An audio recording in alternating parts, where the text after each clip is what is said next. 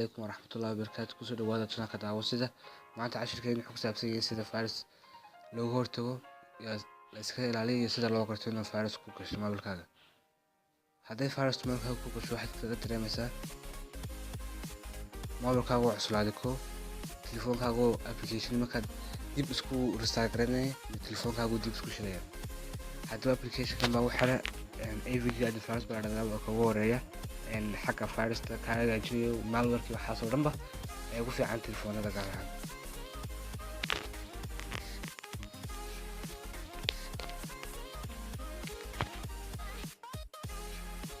AVG waa kan simple waxa taabsan scan haddana scan taabsan waxaan tusayaa dadka inta badan markay downloadayaan gaar ahaan Soomaalidu waxay sameeyaan markay downloadayaan application sidoo kale wala meelaha website-da ay scan gareeyaan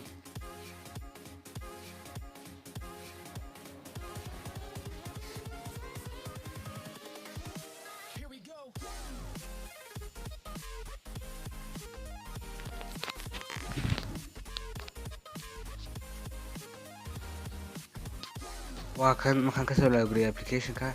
sadarkiisiin waxaad tibis scan for virus pathogens kadibna always kadibna marka soo laagaysiin application meelaha website-da iyo file-shaba wuu scan gareynaya marka haybo application waxa la take waalan baa ana sameeyo application technology wax ku saabsan haddaba marka AVG antivirus markaad furtiin scan pathogens marka ka ogaansiin virus iyo hadduu nala socdo xasal haddaad ka shaqeeyay inaad file-shin waa virus qabaan wax la gelisiin waxaad tagaysiin hadda ku qoran tahay protection kadibna file scanner oo scan garanaya ani virus ma qabo mobilkayga markaas tu bataansanaya waxaad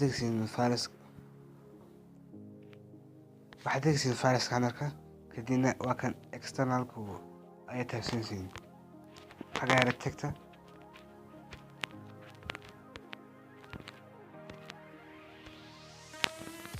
marka taabsanaysiin file-sheedu wata taabsanaysiin kadibna waxa leedahay scan baa leedahay ama waa caadi file-sheedu iska ma qaban virus haddaba hadduu muuqaalkan cajibo wala subscribe haddii channelka cusubtiin like saara